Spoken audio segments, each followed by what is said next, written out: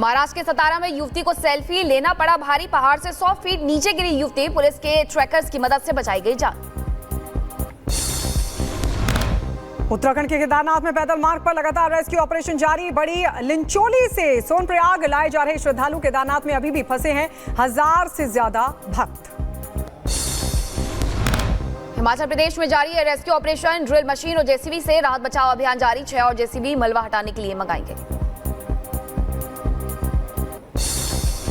उधर केरल के वायनाड में तबाही के बाद जारी है जिंदगी की तलाश। ड्रोन कैमरे से दिखा तबाही का मंजर। एनडीआरएफ, एसडीआरएफ और सेना समेत पुलिस प्रभावित इलाकों में मलबा साफ करते नजर आ रहे हैं। जम्मू कश्मीर के पुंछ में भारी बारिश से नदी में आया उफान। पानी में फंसे 2 बच्चों का पुलिस ने किया रेस्क्यू। रस्सी के सहारे करवाया नदी पार। जम्मू कश्मीर के गांदरबल में आसमानी आफत। कंगन के कवछेरवान में फटा बादल। फटने से श्रीनगर कारगिल मार्ग बाधित हो गया। यात्रियों को सड़क साफ न होने से करना पड़ा दिक्कतों का सामना। उनको न जाने की सलाह दी गई। वहीं मंदाकिनी नदी भी उफान पर है। उत्तराखंड के रुद्रप्रयाग में बारिश से उफनाई है नदियां। सोनप्रयाग में मंदाकिनी नदी का जलस्तर बढ़ गया है। गौरीकुंड की सड़क, बिजली के खंभे बह गए हैं। प्रयागराज में भारी बारिश से बिगड़े हालात। गंगा यमुना नदी का अचानक से बड़ा जलस्तर। कई घाट डूबे। लोगों में दहशत का माहौल। वक्फ बोर्ड पर बिल लाएगी केंद्र सरकार। अधिकारियों की संख्या में कटौती की तैयारी। कल संसद में पेश हो सकता है बिल। लव जिहाद को लेकर बीजेपी नेता नितेश राणे का बयान। धर्मांतरण विरोधी बने कानून। महाराष्ट्र में बढ़ते जा रहे हैं लव जिहाद के मामले। हम भी यही चाहते हैं कि जिस तरीके से लव जिहाद के केस हमारे महाराष्ट्र में बढ़ते जा रहे हैं, तो जल्द से जल्द ये लव जिहाद और धर्मांतर विरोधी कायदा हमारे इधर लाया जाए। इसके लिए हम भी और ज्यादा कोशिश करने वाले हैं।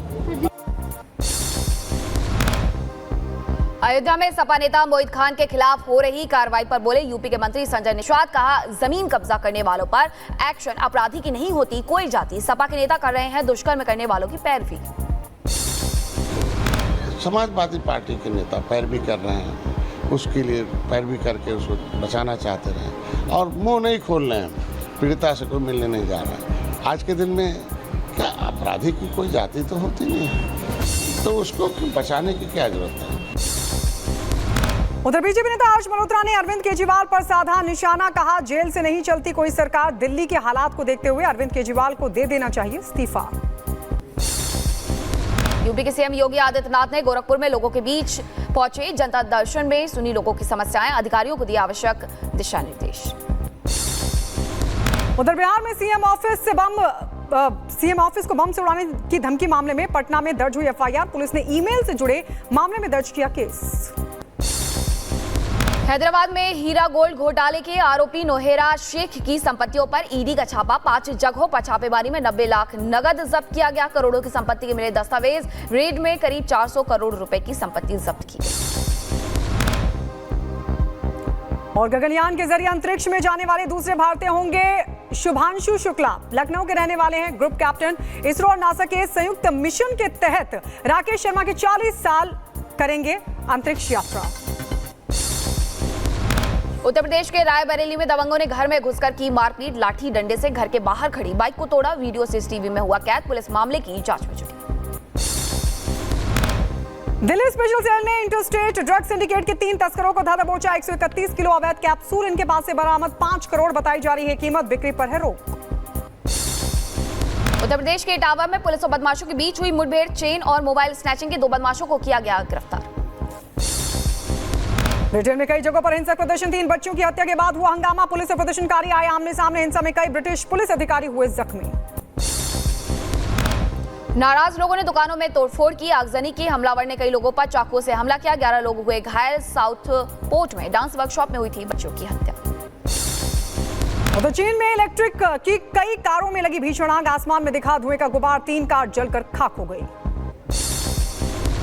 सऊदी अरब में भारी बारिश का कहर। बारिश के बाद तबाही की तस्वीरें आई सामने। टूटे पुल के बीच फंसी गाड़ी, 1 की मौत।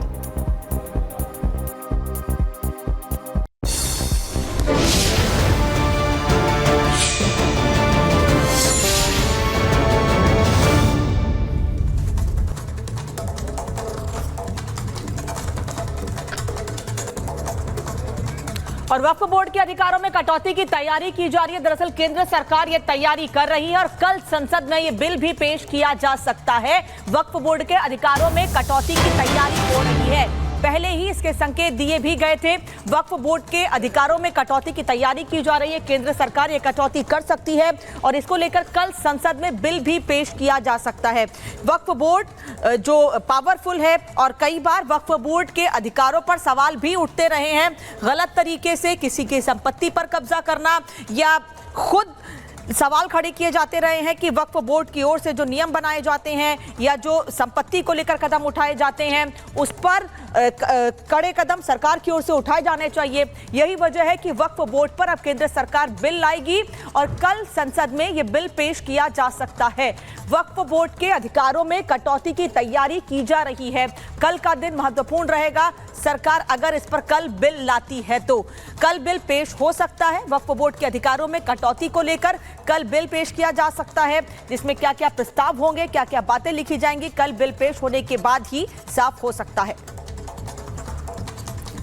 और इस बीच आपको बता दें, समाजवादी पार्टी के सांसद मोहिबुल्लाह नदवी ने कहा है कि इस बिल के बारे में मुझे ज्यादा जानकारी नहीं है, लेकिन जिन लोगों को ये कानून प्रभावित करता है कम से कम उन स्कॉलर और वक्फ बोर्ड के इलेक्टोरल कॉलेज से सलाह जरूर करनी चाहिए। सुनिए क्या कुछ कहा उन्होंने।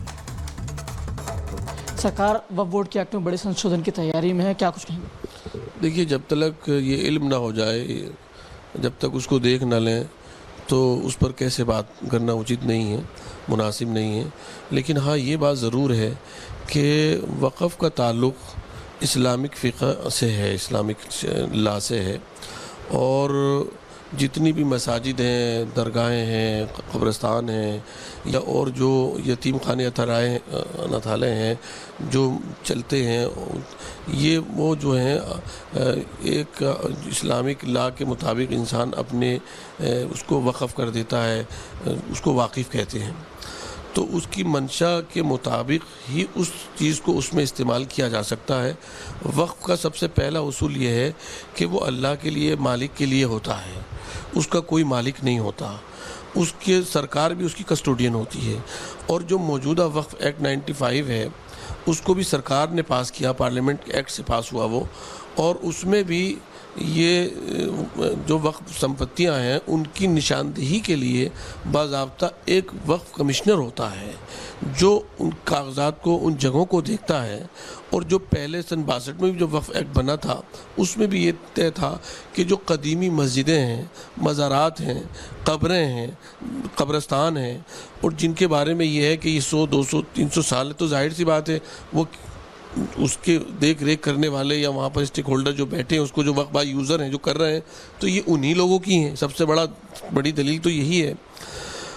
तो जब तक वक्फ बोर्डों से, जो भी वक्फ बोर्ड है, इलेक्टोरल कॉलेज होता है, वक्फ बोर्ड चुना जाता है, 7-8 मेंबर होते हैं उसमें स्कॉलर भी होते हैं, उसमें वकील भी होते हैं, उसमें समाज सेवी भी होते हैं, सब तरह की उसमें नुमाइंदगी होती है, सब समाज के सब वर्गों की। तो पहले तो उनसे पूछना चाहिए कि जो वक्फ की संपत्तियाँ जिस वर्ग से मुताल्लिक़ हैं उस वर्ग का क्या कानून है उनके बारे में। हमारे साथ हमारे सहयोगी गणेश जुड़ गए हैं। गणेश, 5 अगस्त का इतिहास से बड़ा पुराना नाता है और साथ ही सावन सोमवार। 5 अगस्त हमने पहले भी देखे, 370 हटाना रहा हो या फिर 3 तलाक का मुद्दा रहा हो। एक बार फिर से क्या संसद में यही इतिहास दोहराया जाएगा जहां वक्फ बोर्ड को लेकर के एक बड़ा बिल यहां पर पेश किया जाएगा जिसके बाद कानून भी बन जाए? देखिए, आपने